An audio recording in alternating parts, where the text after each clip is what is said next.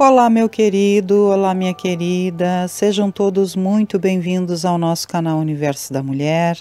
Aqui é a sua amiga Anita Castro e nós estamos começando mais um ESG. Esta é a nossa sexta aula do ESG, Estudo Sistematizado da Doutrina Espírita. E a nossa aula de hoje será sobre metodologia e critérios utilizados na codificação espírita. E os objetivos específicos desta aula são analisar a metodologia e os critérios utilizados na codificação espírita e refletir sobre a importância dessa metodologia e dos critérios para a investigação e elaboração da doutrina espírita. Meus queridos, vocês observaram que até a aula 5, ou seja, a aula passada, eu venho trazendo junto das imagens específicas relacionadas ao tema, tenho trazido também aqui o material escrito do tema da aula, não é mesmo? Nos slides que eu tenho montado para vocês. Só que nós vamos adotar uma metodologia diferente a partir de agora, quando eu vou continuar lendo o material do tomo, ou seja, da apostila. Tomo, relembrando a vocês, é a parte dos estudos que nós estamos fazendo, né? São divididos em 3 tomos, ou seja, 3 partes. E aí, então, eu vou continuar lendo o material do tomo, porque nós estamos aqui fazendo um estudo sério, não é mesmo? Um estudo que nos leva à nossa evolução. E quando nós queremos fazer um estudo que nos leva à nossa evolução, nós precisamos, conforme o próprio Allan Kardec nos indica, fazer um estudo sério, um estudo compenetrado, um estudo dedicado e baseado nos postulados do Espiritismo, não é? Através da base do Espiritismo que o próprio Allan Kardec nos deixou, todo codificado, trazido pela espiritualidade maior. E esse estudo ele não pode ser feito de forma en passant. Nós não podemos fazer um estudo importante desses de qualquer maneira, não é? De forma superficial. Então, por isso, nós estamos utilizando o material dos tomos, que são materiais muito bem montados, específicos para os nossos estudos, e sobre esse material eu vou tecendo alguns comentários, não é mesmo? Então, nós vamos continuar da mesma maneira. Só que a partir de agora, ao invés de trazer nos slides a montagem do material escrito também, eu vou trazer apenas imagens de naturezas, imagens específicas voltadas para o tema e imagens relaxantes para que a gente possa ir tratando do tema aqui da mesma maneira que venho tratando até aqui junto com vocês, não é? Ou seja, a leitura do material específico do tomo, mais os meus comentários, ok? Então vamos lá para a aula de hoje. A aula de hoje também é uma das aulas mais importantes que nós temos visto aqui e também é um material muito rico, muito abundante, que nos traz sempre os conhecimentos que nós necessitamos e que nos traz a base de que nós precisamos para o nosso desenvolvimento, para o nosso crescimento, para a nossa evolução. Então, Allan Kardec, como se sabe, não era um cientista no sentido profissional, de especialista neste ou naquele ramo da ciência, mas ele tinha cultura científica e espírito científico. A propósito deste assunto, o escritor e jornalista espírita Deolindo Amorim, num de seus artigos dedicados ao codificador, assim se expressa. Allan Kardec revela-se em tudo e por tudo um homem de espírito científico pela sua própria natureza. Todas as condições indispensáveis ao espírito científico nele estão, sem tirar nem pôr. Como diz o jargão habitual, em primeiro lugar, a serenidade com que encarou os fatos mediúnicos, com equilíbrio imperturbável, sem negar nem afirmar a prioristicamente. Em segundo lugar, o domínio próprio, a fim de não se entusiasmar com os primeiros resultados. Em terceiro lugar, o cuidado na seleção das comunicações. E em quarto lugar, a prudência nas declarações, sempre com a preocupação de evitar divulgação precipitada de fatos ainda não de todo examinados e comprovados. Em quinto lugar, finalmente, a humildade, que é também uma condição do espírito científico, interessado na procura da verdade antes e acima de tudo. E foi esse espírito científico que o secundou todo o tempo no cumprimento da sua missão de codificador da doutrina espírita. Vamos ver um pouquinho sobre o espiritismo e a ciência. Espiritismo e ciência se completam. Espiritismo e matéria, de acordo com a doutrina espírita, são duas constantes da realidade universal. Assim, espiritismo e ciência não são forças antagônicas, mas ao contrário completam-se reciprocamente, segundo o pensamento de Kardec expresso em A Gênese, que diz o seguinte: assim como a ciência propriamente dita tem por objetivo o estudo das leis do princípio material, o objeto especial do espiritismo é o conhecimento das leis do princípio espiritual. Ora, como este último princípio é uma das forças da natureza a reagir incessantemente sobre o princípio material e reciprocamente, segue-se que o conhecimento de um não pode estar completo sem o conhecimento do outro. O espiritismo e a ciência se completam reciprocamente. A ciência sem o espiritismo se acha na impossibilidade de explicar certos fenômenos só pelas leis da matéria. Ao espiritismo sem a ciência faltariam apoio e comprovação.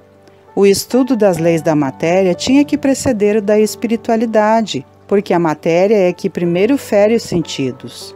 Se o espiritismo tivesse vindo antes das descobertas científicas, teria abortado como tudo quanto surge antes do tempo.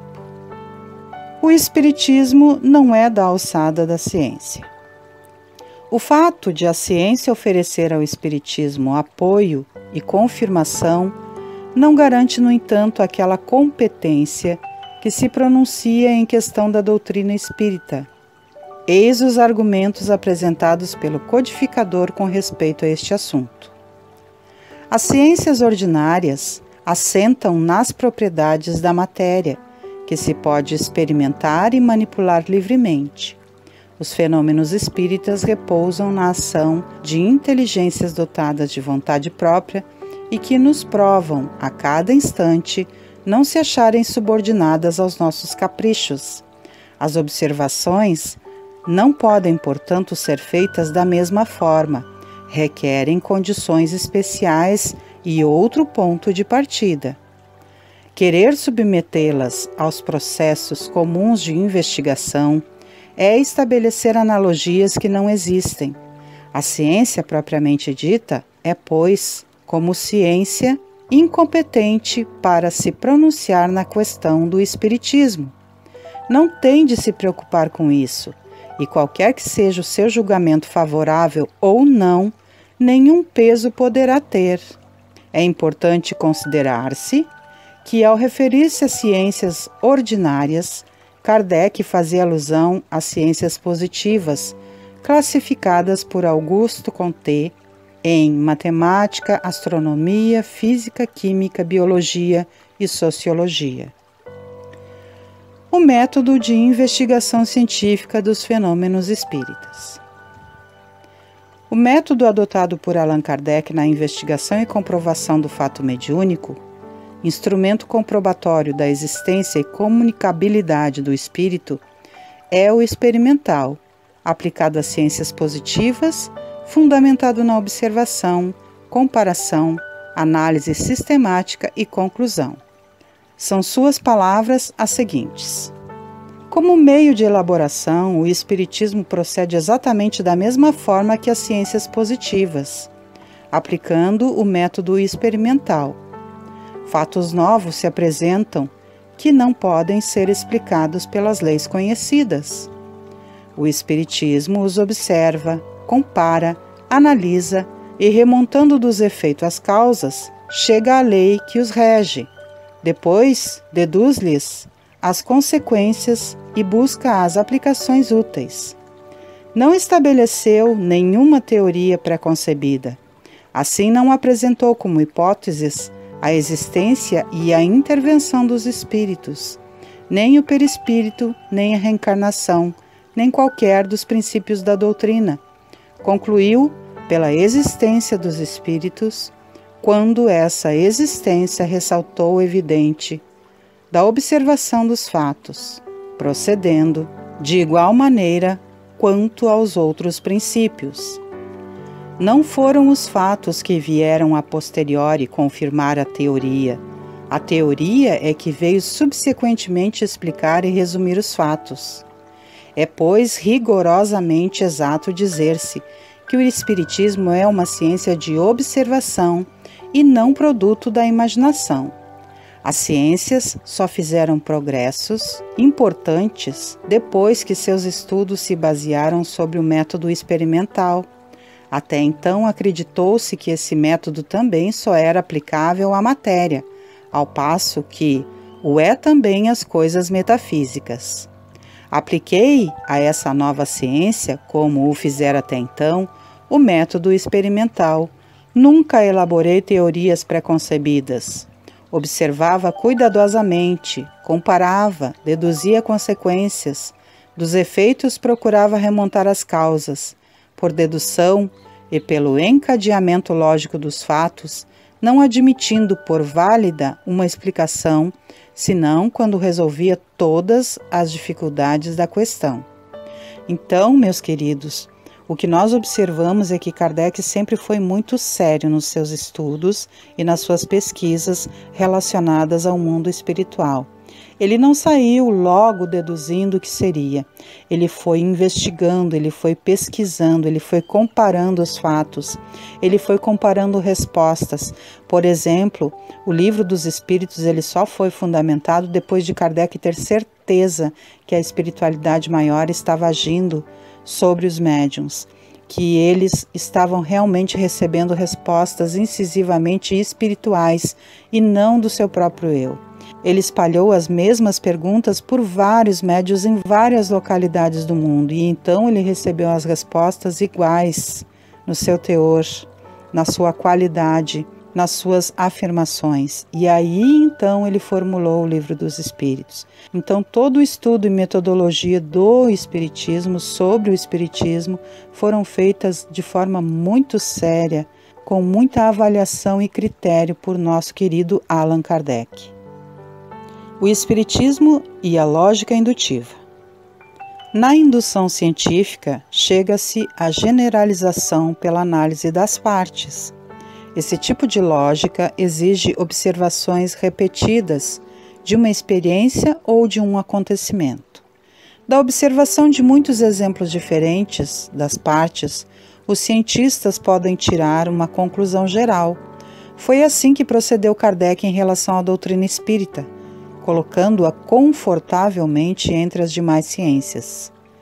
A respeito do caminho das induções, percorrido pela doutrina espírita, Herculano Pires, em seu livro O Espírito e o Tempo, infere que é a partir da observação dos fatos positivos que o Espiritismo chega às realidades extrafísicas.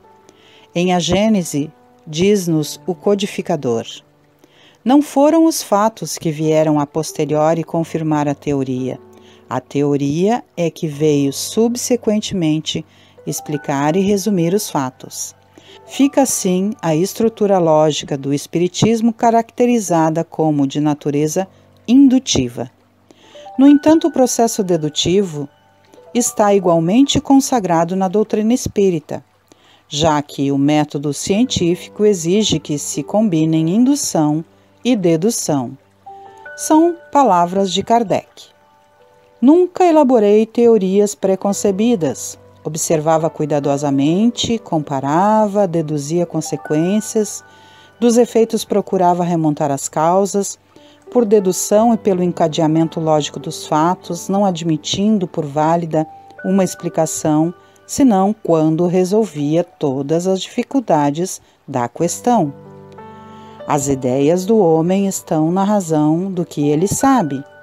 Como todas as descobertas importantes, a da constituição dos mundos, por exemplo, deveria imprimir-lhes outro curso. Sob a influência desses conhecimentos novos, as crenças se modificaram.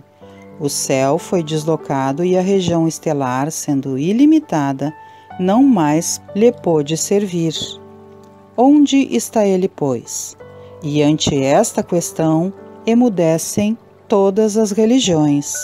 O Espiritismo vem resolvê-la, demonstrando o verdadeiro destino do homem, tomando-se por base a natureza deste último e os atributos divinos. Chega-se a uma conclusão. E isto quer dizer que, partindo do conhecido, atinge-se o desconhecido por uma dedução lógica, sem falar das observações diretas que o Espiritismo faculta. O controle universal dos ensinos dos espíritos. Dos importantes critérios igualmente tomados à metodologia científica, foram adotados por Kardec na difícil tarefa de reunir informações para a elaboração da doutrina espírita, a generalidade ou universalidade e a concordância dos ensinos dos espíritos.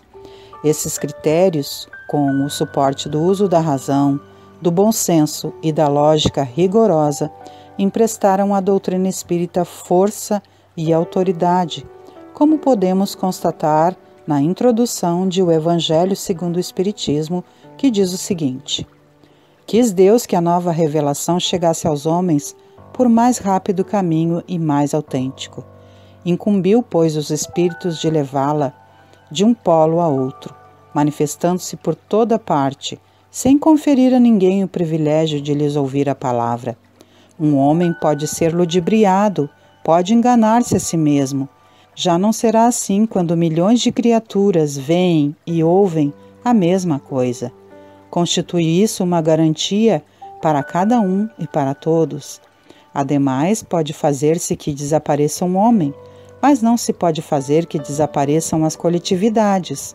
Podem queimar-se os livros, mas não se podem queimar os espíritos. Ora, queimassem-se todos os livros e a fonte da doutrina não deixaria de conservar-se inexaurível, pela razão mesma de não estar na terra, de surgir em todos os lugares e de poderem todos descedentar-se nela. Não será a opinião de um homem que se aliarão os outros, mas a voz unânime dos espíritos. Não será um homem, nem nós, nem qualquer outro, que fundará a ortodoxia espírita. Tampouco será um espírito que se venha impor a quem quer que seja. Será a universalidade dos espíritos, que se comunicam em toda a terra por ordem de Deus. Esse é o caráter essencial da doutrina espírita. Essa a sua força, a sua autoridade. Quis Deus que a sua lei assentasse em base inamovível, e por isso não lhe deu por fundamento a cabeça frágil de um só. O primeiro exame comprobativo das mensagens dos Espíritos é, pois, sem contradita o da razão, ao qual cumpre se submeta, sem exceção, tudo o que venha dos Espíritos. Toda teoria em manifesta contradição com o bom senso, com uma lógica rigorosa e com os dados positivos já adquiridos, deve ser rejeitada, por mais respeitável que seja o nome que traga como assinatura. Incompleto, porém, ficará esse exame, em muitos casos, por efeito da falta de luzes de certas pessoas e das tendências de não poucas a tomar as próprias opiniões como juízos únicos da verdade. Assim sendo, que hão de fazer aqueles que não depositam confiança absoluta em si mesmos? Buscar o parecer da maioria e tomar por guia a opinião desta. De tal modo que se deve proceder em face do que digam os espíritos, que são os primeiros a nos fornecer os meios de consegui-lo. Uma só garantia séria existe para o ensino dos espíritos: a concordância que haja entre as revelações que eles façam espontaneamente, servindo-se de grande número de médiuns estranhos uns aos outros e em vários lugares. Essa concordância, a base em que nos apoiamos quando formulamos um princípio da doutrina. Não é porque esteja de acordo com as nossas ideias que o temos por verdadeiro. Não nos arvoramos absolutamente em árbitro supremo da verdade, e a ninguém dizemos: crede em tal coisa, porque somos nós que vô-lo dizemos. A vossa opinião não passa, aos nossos próprios olhos, de uma opinião pessoal, que pode ser verdadeira ou falsa, visto não nos considerarmos mais infalível do que qualquer outro. Também não é porque um princípio nos foi ensinado que, para nós, ele exprime a verdade, mas porque recebeu a sanção da concordância. Na posição em que nos encontramos a receber comunicações de perto de 1000 centros espíritas sérios, disseminados pelos mais diversos pontos da Terra, achamo-nos em condições de observar sobre que princípio se estabelece a concordância. Essa observação é que nos tem guiado até hoje, e é a que nos guiará em novos campos que o Espiritismo terá de explorar. Porque estudando atentamente as comunicações vindas tanto da França como do estrangeiro, reconhecemos pela natureza toda especial das revelações que ele tende a entrar por um novo caminho e que lhe chegou o momento de dar um passo para diante.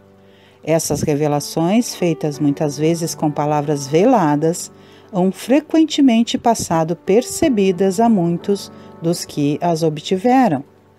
Outros julgaram-se os únicos a possuí-las. Tomadas insuladamente, elas para nós nenhum valor teriam, somente a coincidência lhes imprime gravidade.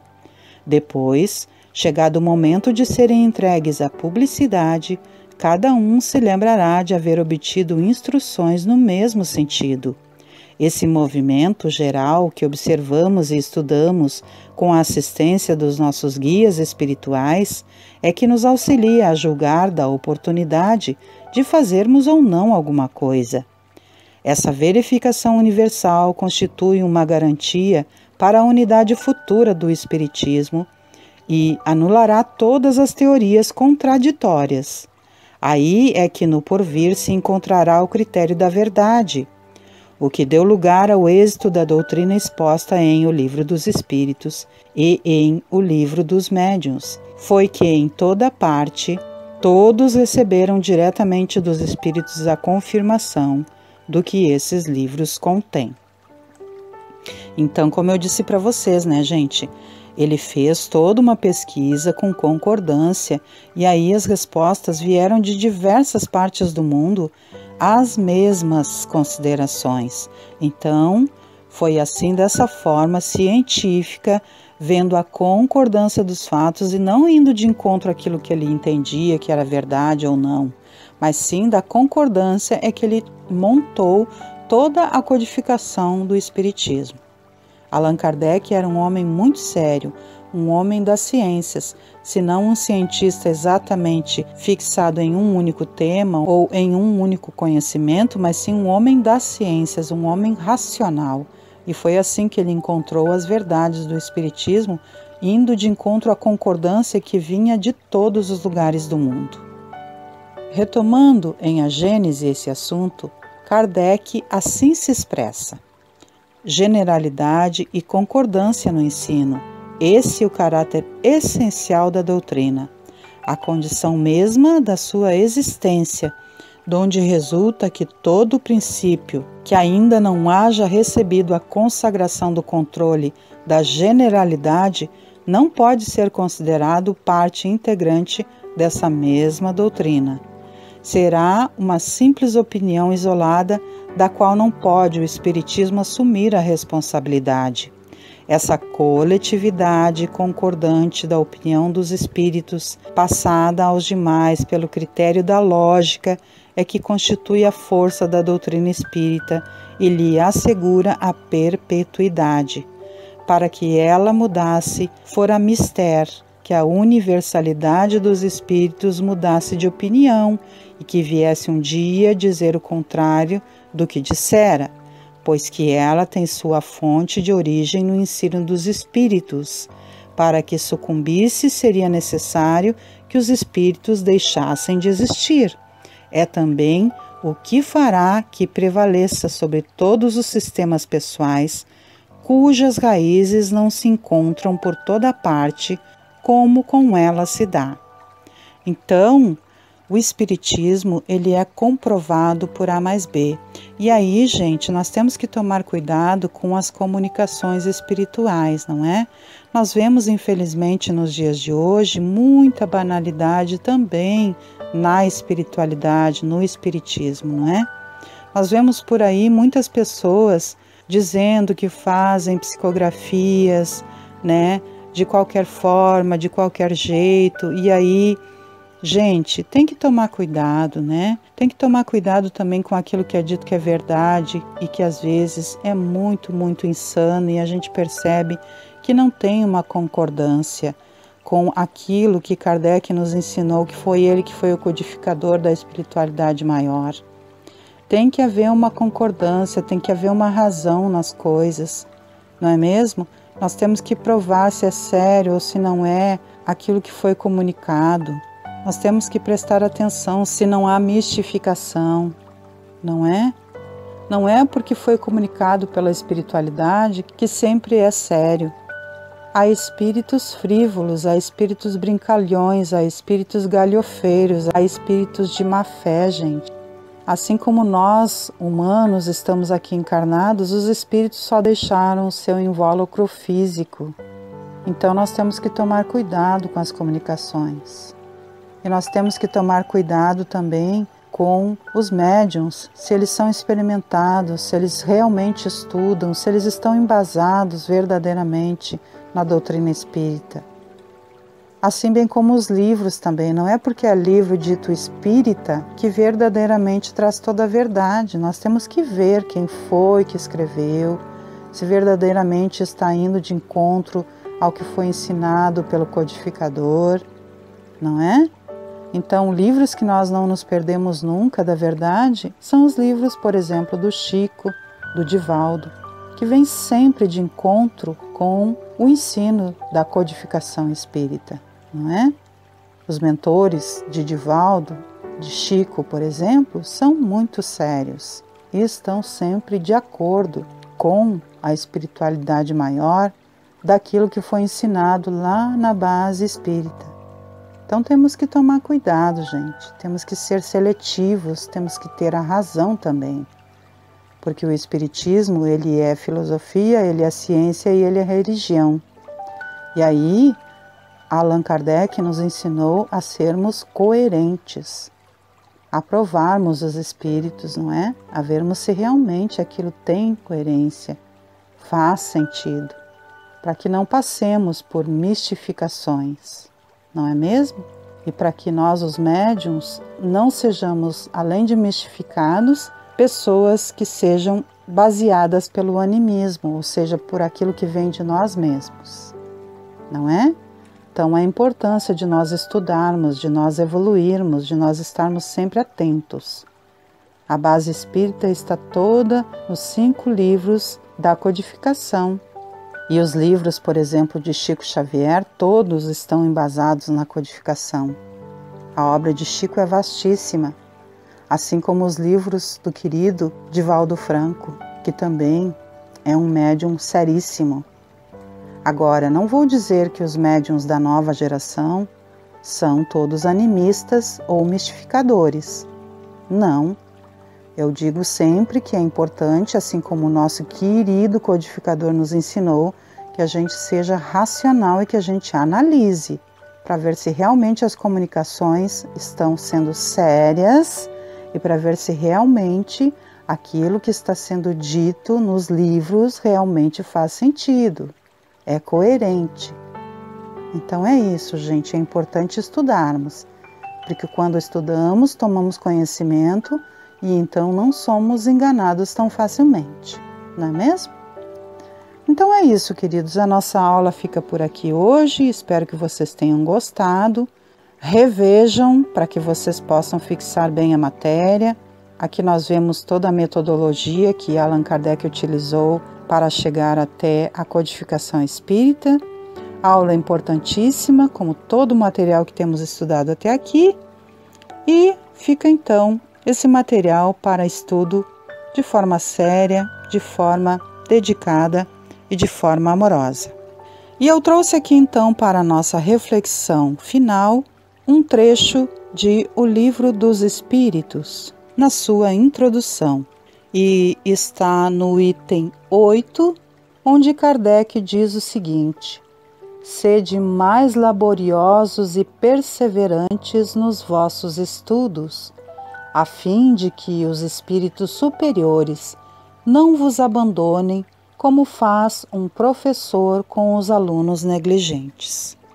Então, Kardec nos chama a atenção aqui para que a gente estude com seriedade, né, gente?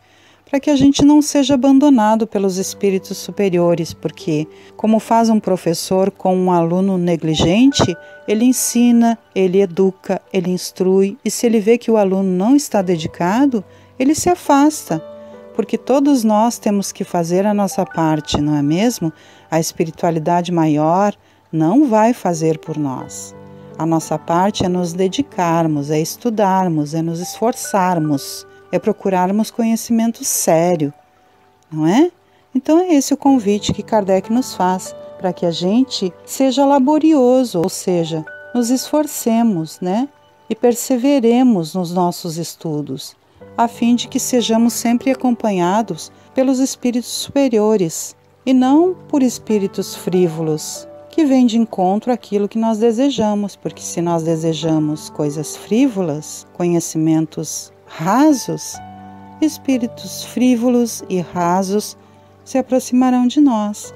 Agora, se nós de fato desejamos evoluir e crescer na nossa evolução individual, crescer na evolução como espíritos eternos, os espíritos superiores certamente estarão junto de nós, nos auxiliando nesse crescimento. Assim, então, concluímos a nossa aula de hoje. Lhes convido para que na próxima segunda-feira, às 19 horas, estejamos juntos novamente para os nossos estudos. E também, nas quartas-feiras, às 21 horas, lhes convido para estarmos aqui fazendo juntos o Evangelho no Lar. Que na força e no poder da graça divina de nosso querido Mestre e amigo Jesus Cristo, de nossa amada Mãe Maria Santíssima e da espiritualidade maior, possamos sempre prosseguir. Um beijo em seus corações e até a próxima, meus queridos. Tchau, tchau.